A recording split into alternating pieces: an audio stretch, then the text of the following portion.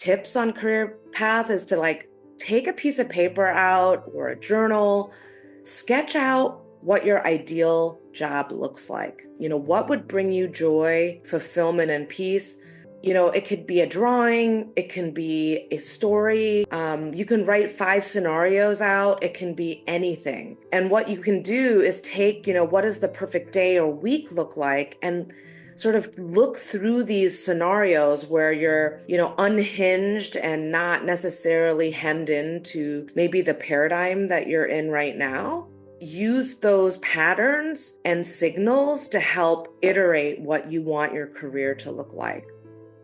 Hi everyone, thanks for tuning into Notes of Design. To help support our mission spread knowledge, we have a very special guest joining us today. Let's welcome Alice Au Quan, a design executive, futurist and quantum thinker with an outstanding track record of driving innovation. Alex champions a human-centered design-first approach to business, believing it can shape a better future for everyone. Over the past 2 decades, this belief has fueled her leadership journey, helping companies leverage cutting-edge technologies such as generative AI, LLMs, AR, and blockchain to identify untapped opportunities, solve user needs, and accelerate growth. She has since held design leadership roles at global companies like Google, Walmart e-commerce, and Procter & Gamble, as well as high-growth startups with fintech like Ripple, where she has crafted transformative user experiences. Fun fact, she even worked on Mosaic, the first internet browser. A creative and business leader, Alice's career spans UX, product, and brand design, consistently delivering user value and business impact, earning her multiple patents. Her leadership philosophy is rooted in inclusivity and compassion, with Ikigai and purpose-driven leadership central to her mission. Today, we are thrilled to have Alice with us to discuss Ikigai, the art of designing your dream job and purpose. Hey everyone, before we dive into today's episode, I wanted to quickly share some exciting news. My new book, Notes of Wisdom Lessons from 100 Creative Visionaries, is officially out. This book is a accumulation of insights and experiences gathered from interviewing some of the most inspiring minds in various creative fields. I'm thrilled to share their wisdom with you all. You can find the links to purchase the book on Amazon in the episode description. Be sure to check it out and let me know what you think.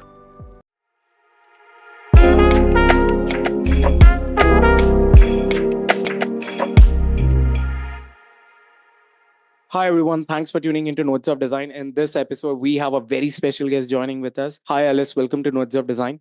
So nice to be here. Thank you so much. I'm honored. Thank you. So Alice, how was your day so far?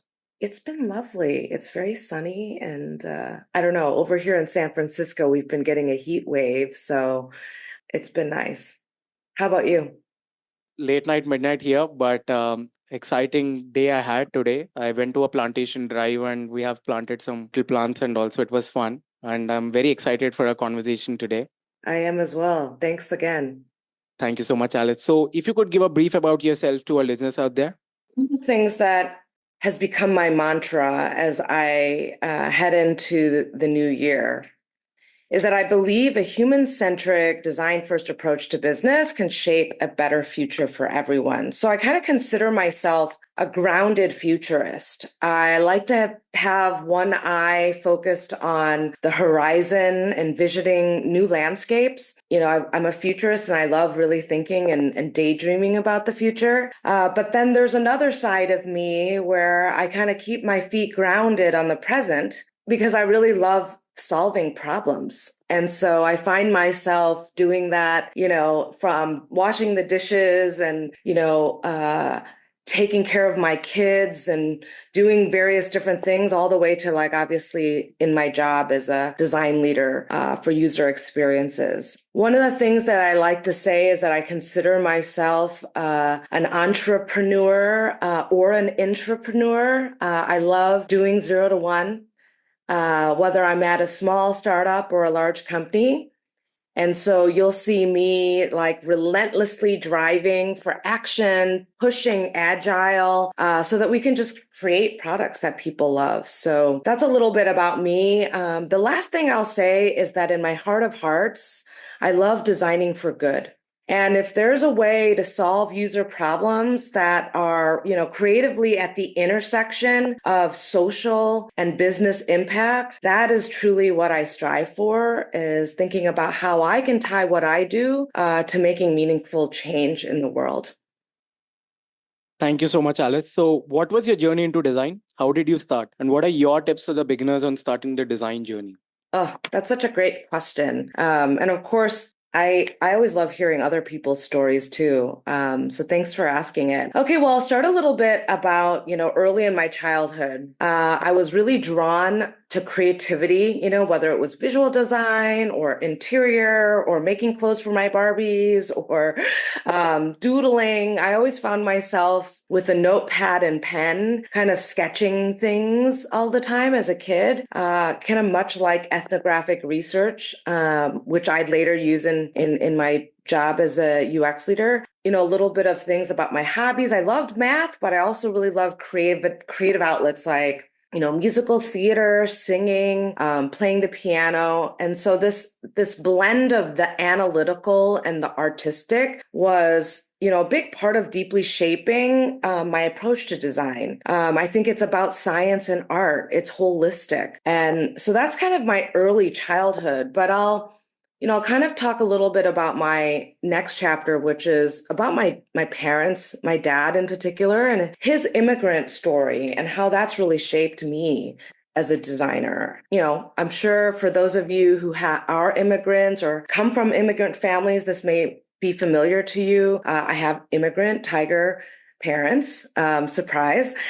And they really encouraged me towards more, practical career paths. So, kind of doctor, lawyer, accountant, just make sure that, hey, they came over here with no money, make sure that their kids are okay. That's kind of what parents from that background generation think about.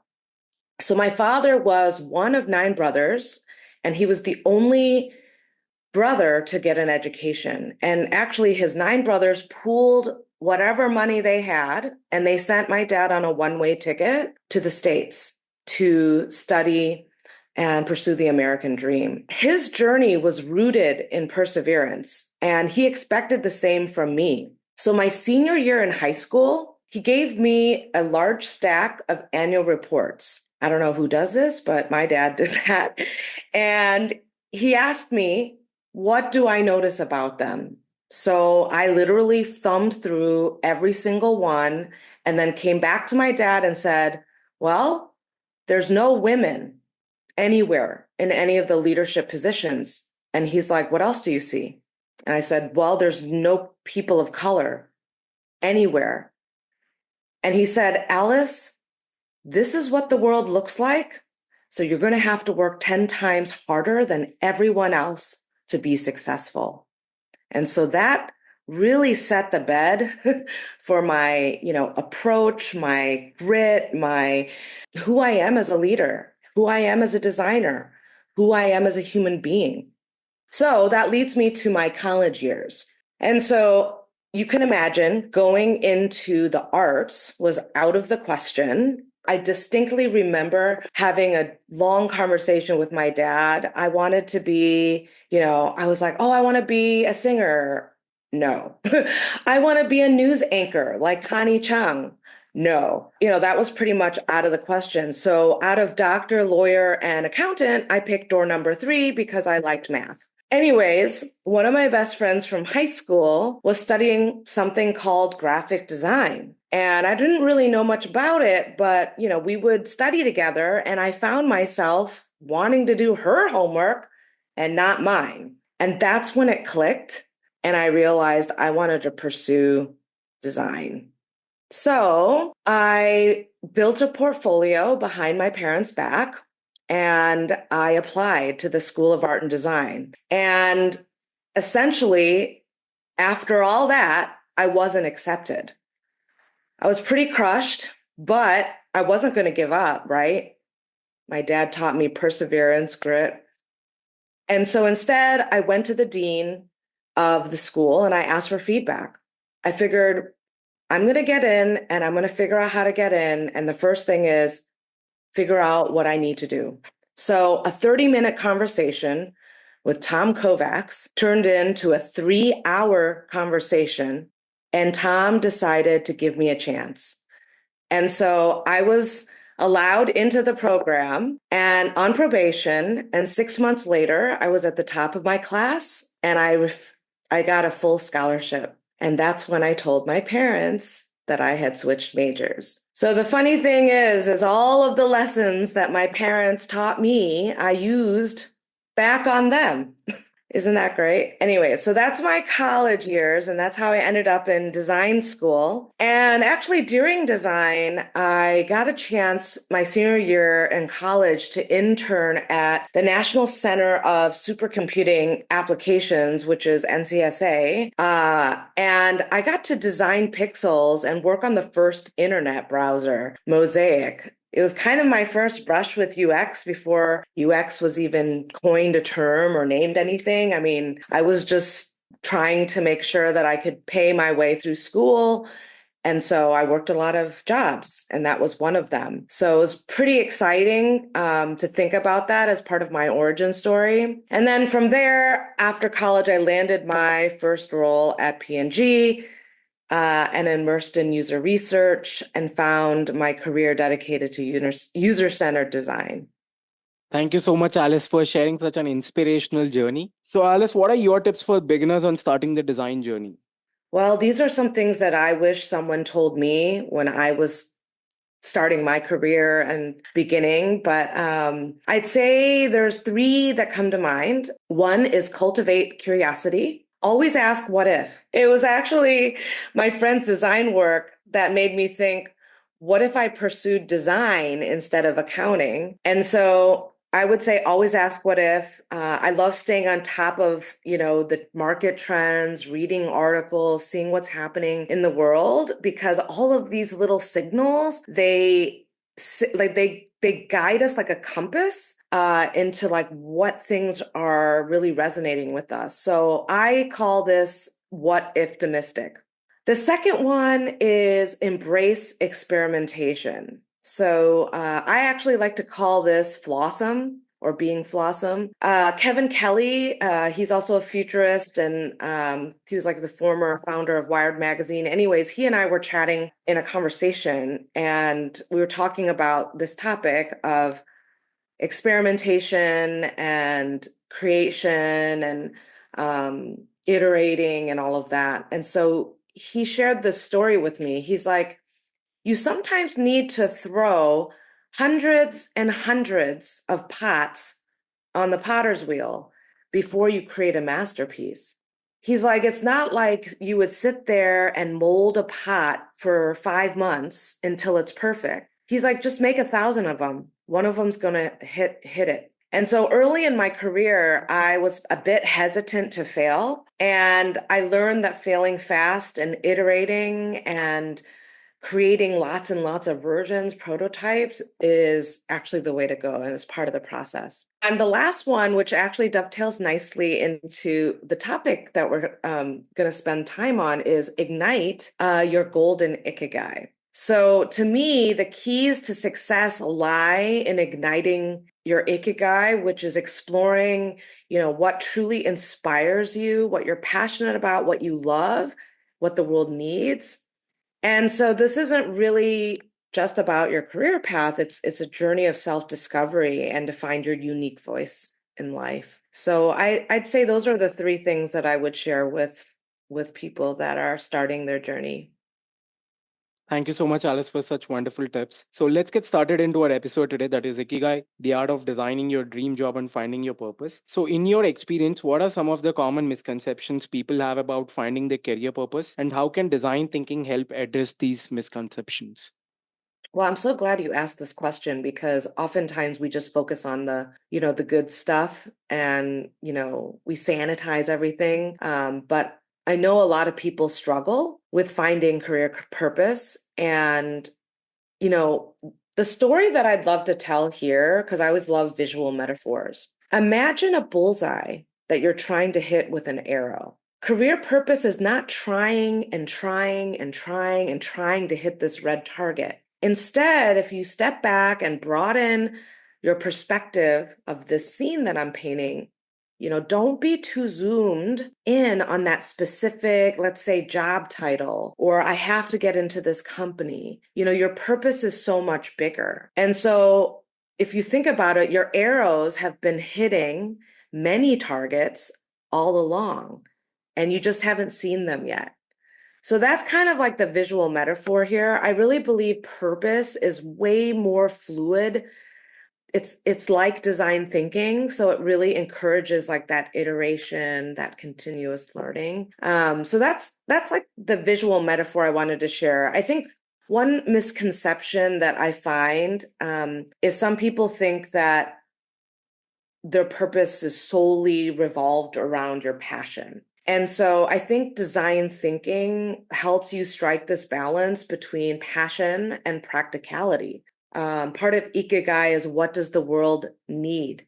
One of the things I also like to encourage my team and mentees and other people that are, seeking tips on career path is to like take a piece of paper out or a journal, sketch out what your ideal job looks like. What would bring you joy, fulfillment, and peace? It could be a drawing, it can be a story. You can write 5 scenarios out. It can be anything. And what you can do is take, what does the perfect day or week look like, and sort of look through these scenarios where you're, unhinged and not necessarily hemmed into maybe the paradigm that you're in right now. Use those patterns and signals to help iterate what you want your career to look like.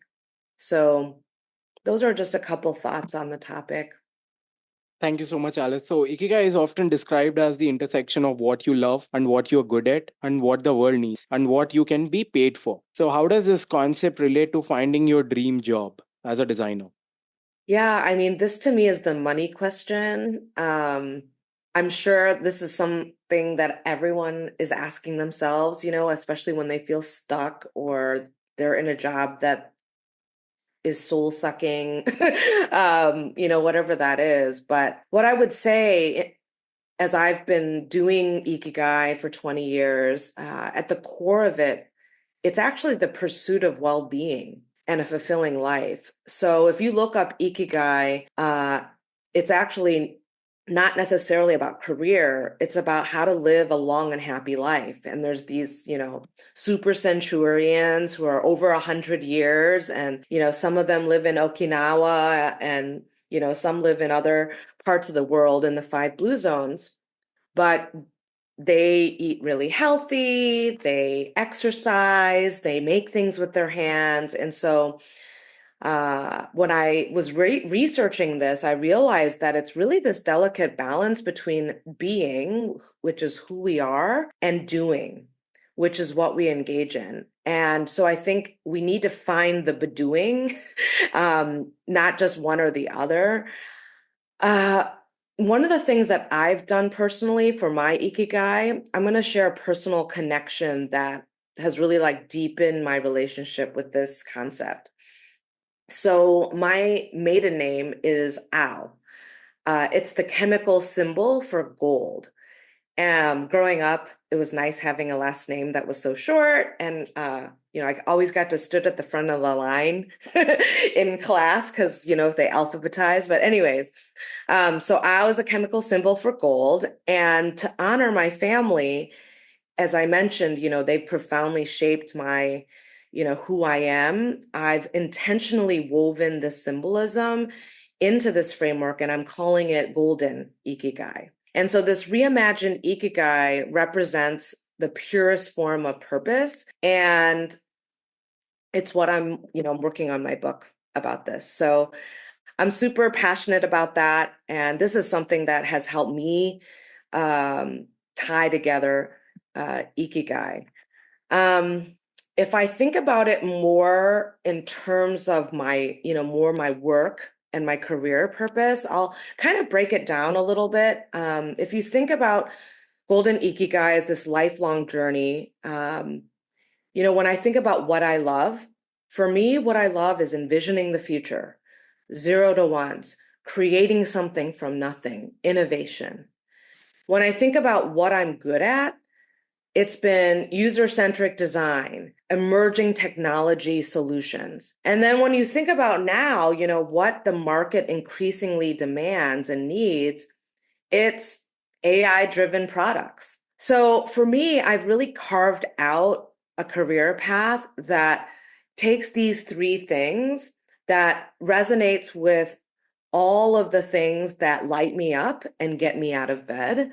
And so that to me is what finding a dream job is. And so if you take your own story and fill in the blank, you can start to begin to do the same. Thank you, Alex. So, could you please share a personal story or an example from your career journey where you have applied Ikigai principles to design a more fulfilling work life? That's such a good question. I will have to say, finding fulfillment, first of all, is much more than just work. I'm sure everyone knows that, but some of us who are maybe, overachievers, it's hard sometimes, but it's a balance between professional, personal, emotional, spiritual. So I kind of want to set the stage and let me start there, right? It's holistic. But I'll tell a story early in my career that maybe can bring this to life a little bit. So in the beginning of my career, as I mentioned, my first job out of school was at Procter and Gamble. And I also had a chance to work on e-commerce beauty, which was like Web 1.0. I had this incredible manager. Her name is Wendy Allen Smith. So shout out to Wendy. She gave me this advice that really sticks with me, and that's surround yourself with greatness and you will be great. That mindset was really pivotal for me. So as I was saying, there was an opportunity to work on a P&G and VC funded startup. And she knew that I was really itching to get into that space. And so she encouraged me to go for it. She's like, hey, this internet, go work on the internet. It was kind of up and coming and becoming a thing. So for me, it meant moving from Cincinnati to San Francisco and diving headfirst into something, radically new and different. And so that was kind of like my first Ikigai pivot. And I did that for 3 years. I loved every minute of it. I was building this, startup from scratch. There was no playbook. In retrospect, I realized that, wow, this is my jam. And so if you break that down, right? What I love, 0 to 1, startup, what am I good at? Curiosity, experimentation. And then what did the world need? Personalized beauty.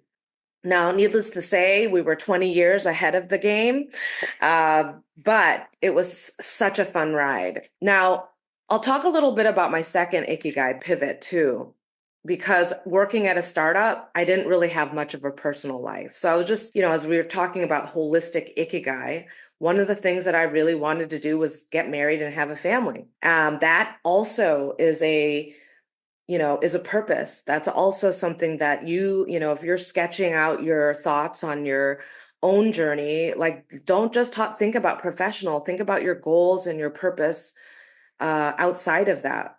And so, someone was saying, Alice, if you want to get married, you've got to make yourself available. You're always working.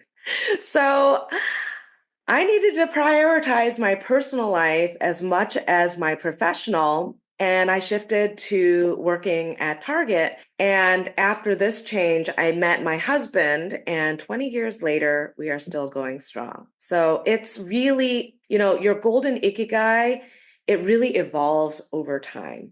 So be patient with it. Thank you so much, Alice, for sharing such wonderful stories with us. So, how could designers incorporate Ikigai into their work, not just for themselves, but also to create product and services or experiences that help others find meaning and purpose when they use them? I love the idea of giving back and finding more meaning. It's certainly something that's top of mind for me. Sharing principles, sharing this Ikigai framework, it helps spread goodness and allows others to find. So part of the reason why I'm here is for that very thing. I love sharing and please steal this, take it, use it with your teams. When I think about designing our own dream job, we are essentially focusing on ourselves, but as designers, we're always thinking about the user, right? we're always thinking about their problems and solving them on their behalf. That's like what we think about every day. And so often, I think the user is telling us what the world needs and what problems need to be solved. So to me, Ikigai is a big part of what the world needs. So I don't know, take this whole AI, you know, S curve, this big boom that we're seeing, take that as an example. How would we integrate that into this headspace right now? In AI driven UX, I like to consistently ask, like, okay, how can AI improve people's lives? To me, designing with purpose starts here. If an AI powered experience doesn't make the experience better, we really shouldn't do it. And so designing with purpose is constantly asking, just because we can, doesn't mean we should. So these are kind of some of the questions that I use to guide how I think about designing products, services, and experiences. Thank you so much, Alice. So, how do individuals uncover their passions and talent? And how can this be leveraged to transition into their dream career? Because oftentimes designers are lost in their own world. So, how could they use these frameworks to get out of that and uncover their passions? I believe that this whole thing is a journey of self-discovery. And a simple tip I would share is make time. I think often what we do is we're chasing after the next role or the next promotion or nailing it on a project. And the last thing we do is invest in ourselves. And so in order to discover your passions, you actually need to make time for it. You can't do this if you don't have downtime to do the deep work.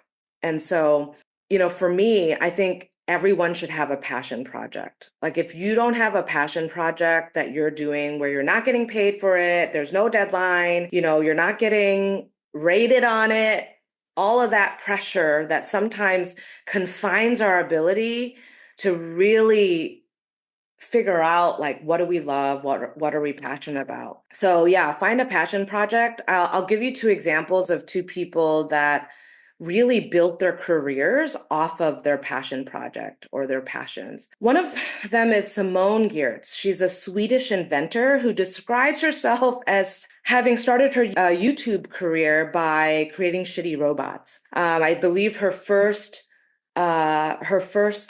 invention was a toothbrush helmet. And so she really encourages people to ask questions through the process of creation. And anyways, you got to look up her YouTube. You need to check out her website. It is so inspiring. The second one is actually personal. It's my sister. She is a commercial photographer in New York, and she made this book called The Cone of Shame. And she lost her dog, Tartine, to an illness, and it resulted in, inspiring her to create this series because what she wanted to do was take something that, is really humiliating to dogs post-surgery and make them really beautiful and majestic. And I'm telling you, like, it's a picture book, but it is so, so, so inspiring. So you can see like a little bit of examples here. Ta-da! Anyways, so one of the things that I always tell people is like, try the glove on for size. Does it fit? That might mean exploring volunteer work, coming up with that passion project, doing a pro bono thing to help a cause. Each of these things will allow you to kind of dip your toes in a different industry without the pressure of this full commitment and whatnot. So those are some of the things that I would say are really helpful. Thank you so much, Alice. So, Alice, many people face challenges and setbacks when pursuing their dream jobs. How can Ikigai be used to navigate these obstacles and stay resilient? This is actually something that's very deeply personal for me. It has truly been, while you might see this like wow LinkedIn profile, there's a lot of war stories and setbacks and challenges that is behind the scene. And so one of my core beliefs is really, embracing who you are, your strengths, and your learnings throughout life. And so one of the things that I would say to your question, Tej, is, how can we play to your strengths? When you're focusing on what you're good at, you build your confidence naturally, and you're going to gravitate towards companies and roles where you are going to excel. And I think that if you play to your weaknesses, the exact opposite is going to happen.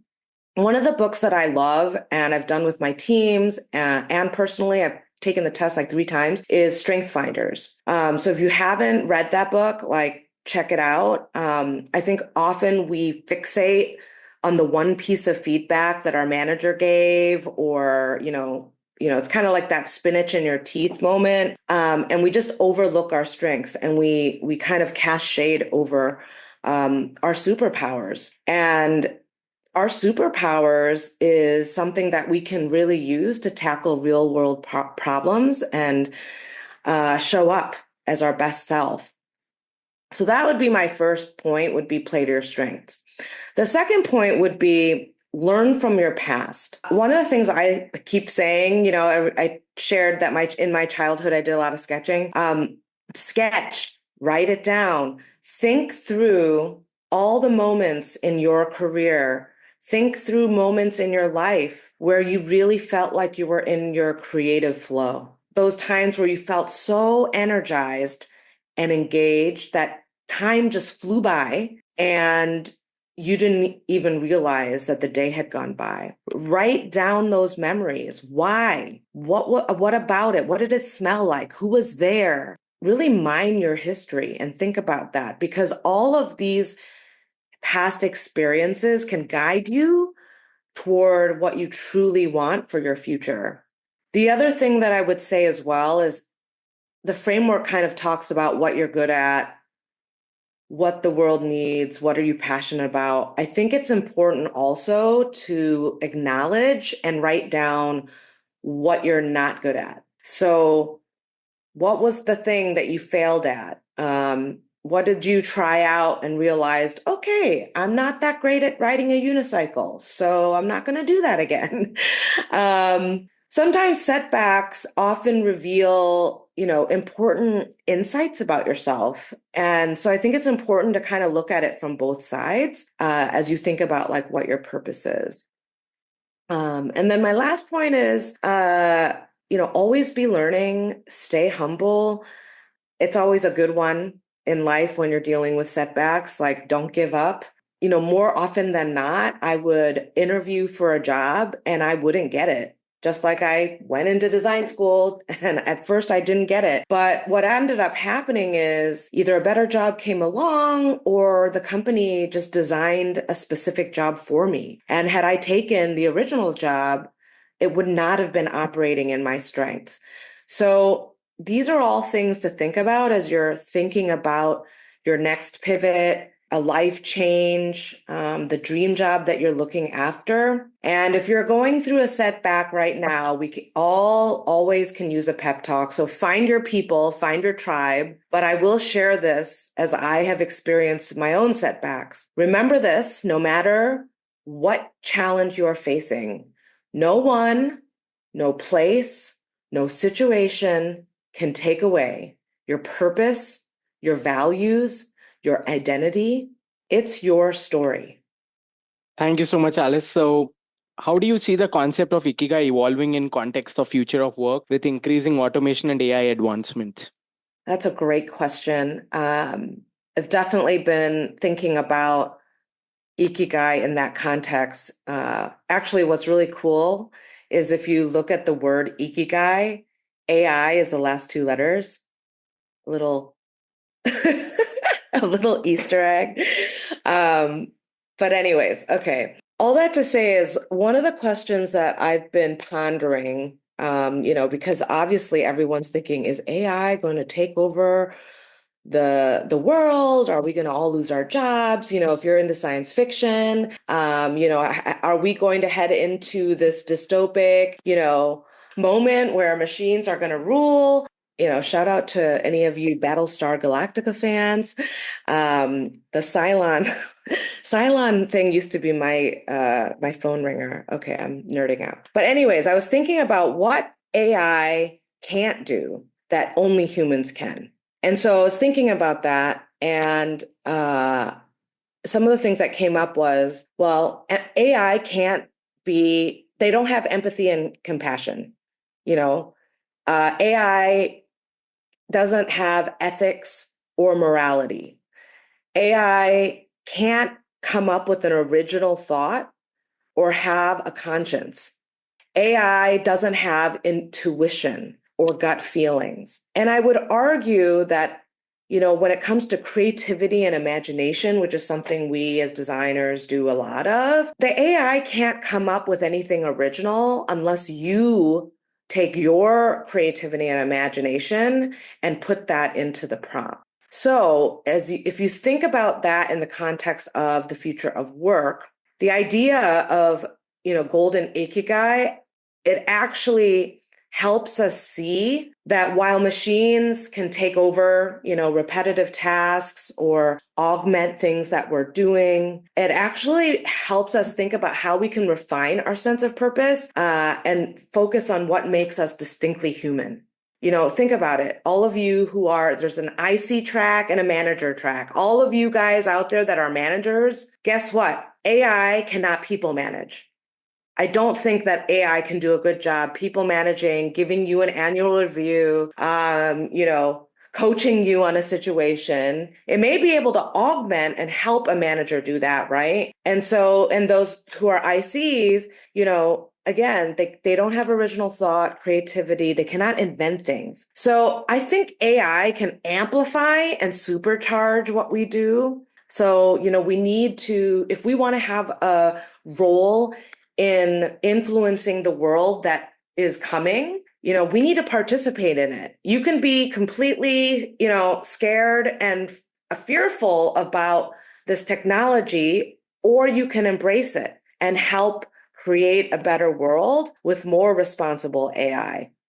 So we need to focus more on being human. Thank you so much, Alice, for sharing all these wonderful insights with us. So, could you please share with us how does your day look like? Any interesting stories? Sure. Well, I love flower arranging. So actually during COVID, one of the things that I loved doing was getting my flowers from the grocery store and putting together a beautiful arrangement like Ikigai. I love Ikebana. That's a class that I took, and it was just like, oh, we need to find moments in the day where we are doing something with our hands, we're de-stressing ourselves, we're thinking about nature, going for a walk. That's one thing that I personally try to see, even if it's 10 minutes of your day, do that. One of the things I do is I'm a Christian, and you may have different religion, but I do like to start my day with prayer and meditation. I do a devotional for you listeners out there. You could be doing something else. You can meditate. You can pray in your religion. For me, it really helps balance. Ground me back to like, who am I? Not what am I doing all the time? Because my identity doesn't lie entirely on what I do. It's who I am. Someday when we die, it's not going to be like, oh, this person like got this deadline done. It's going to be like, hey, Alice was a kind human being who listened to me when I was going through a tough time. And so I think we got to remember that sometimes we get so kind of stuck in our back-to-back meetings. One of the other things that is hard to do, but one of the gals in my networking group said, hey, we do everything on computers and blah, blah, blah. Like, why don't we go back to like a day planner? So I got this new day planner called the Clever Fox, and I'm starting to use that again. And one of the things that it does in there is it has like different worksheets and stuff is priorities. So I'm trying to do like, what's the one thing I got to get done today? And what are the things that are, nice to haves? check your priorities, recalibrate. You can do that for the month, the week, and the day. And I think the last one, the first one was make space for creativity. The last one is reflect and recharge. So sometimes at the end of the day, one of the things that I used to do when my kids were little is I'd be like, what's your rose and what's your thorn? And you can do that as adults. You can do that in the workplace. What's one highlight, that one win from the day, from the week? And, what might have been a failure or, a big flop or an experiment you tried that totally went sideways? What did you learn from that? How can you give that back to your team or to other people? And the other one I would say is sleep. Thank you so much, Alice. So we'll conclude the show by few of your recommendations on your favorite books and people who inspired you the most in this space. So I always like to show and tell. The first book that kind of started me on the whole Ikigai journey is this book called Ikigai, The Japanese Secret to a Long and Happy Life. That then since launched me into reading like a ton of Ikigai books, but I really like this. You can see I got like every page marked. Another book that I like is Draw to Win by Dan Rome. It's an amazing book. It's all about sketching. It's super powerful. The other one is A Selfish Plan to Change the World, Finding Big Purpose in Big Problems. And I know you said 3, but I'm going to give you an extra bonus. Bend, Not Break by Ping Fu. Memoir, so inspiring. So these are the books. The people that inspire me, I have 2 that I thought about. First of all, this one's probably not a surprise. John Maeda. I have been following him and fangirling this guy since my college days when he had type right. I have like a lot of his books. I've been following him, going to many of his talks. He is the VP of Design and AI at Microsoft. And anyways, I'm sure you already know, but if you haven't read his design and tech report, look them all up, read them a million times. It's so good. The other person that I wanted to share that's been inspiring me more recently is an Asian American woman, Tiffany Yu. Talk about purpose-driven leadership. She is such a powerful inspiration for her, relentlessness in advocacy for the disabled and really just creating more of a voice for those who have disabilities. So she founded an organization called Diversability. She has a TED Talk. Anyways, I won't go into the whole thing, but you gotta check her out and her story. I guess I will, something as I think about, golden Ikigai, first of all, I am inspired by you, Tej. I think it's super awesome that you started this podcast and you've been doing this for 5 years. You're giving back to the community. You're elevating others. You are giving people inspiration. And I just think that's amazing. So I definitely want to acknowledge that. And I'm inspired that you took this on as a passion project. I just hope everyone that's listening to this can find their purpose. And if Golden Ikigai can help you in doing that, I will have felt like I've done something good in this world. So I really hope everybody can find their happily ever Ikigai. And feel free, DM me on LinkedIn. You can check out my website, aliceauquan.com. I'm always down to chat Ikigai, or if I can help your teams on this topic, totally happy to do that. But most importantly, I hope everyone has a wonderful time finding their purpose and have fun too. Thank you so much, Alice, for such wonderful recommendation. And this means a lot coming from you. So thank you so much, Alice, once again. And we are looking forward to have you again in our upcoming episodes. Thank you so much for your time.